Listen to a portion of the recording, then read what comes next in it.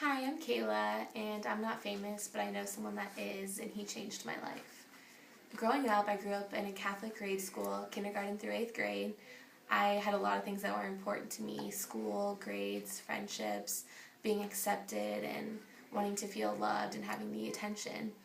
Then going into 7th grade, my parents decided to get a divorce, and that hit me pretty hard because I thought my family was doing really well. I thought everyone was getting along, but apparently they weren't.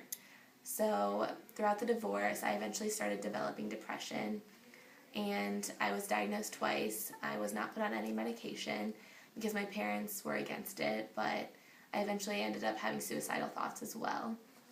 And so that grew to be a problem, but going from 8th grade to 9th grade, I went from a Catholic school to a public school. And the difference between that really was hard because I grew up knowing these kids at Catholic school my whole life to not knowing anybody at this public school. So finding friends was really difficult for me. My dad wanted to try out a new church, so we started going to a new Christian church. There, I heard about the first time Jesus wanting to have a relationship with me, and it's not the works that get you into heaven, that it's the relationship that you are constantly building and working on with him.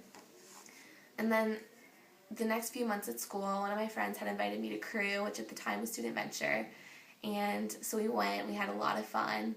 She eventually stopped going, but I continued to come because I enjoyed it. I made a lot of friends that way, and I eventually wanted to accept Christ, and on February 14th, 2010, I did.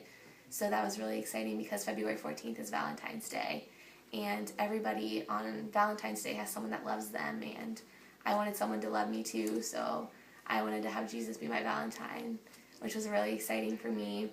And so after church, my youth pastor, my friend and I went into a room, and he helped me say the prayer. And I told my parents about it afterwards, and my dad, my stepmom, and my whole family had accepted Christ. So at that time, I was the last one, and they were really excited, and it was a celebration for me and for all of them as well.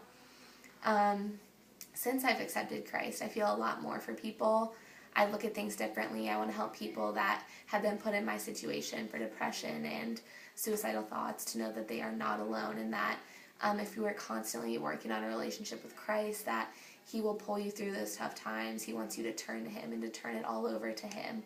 He wants to take on your problems because he can take care of them for you.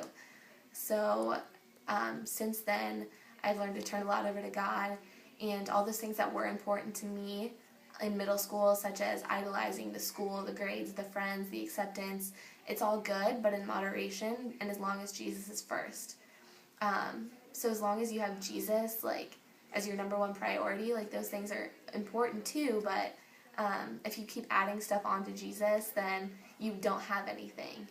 So if you have Jesus, that's all you need. So with Jesus, you have everything.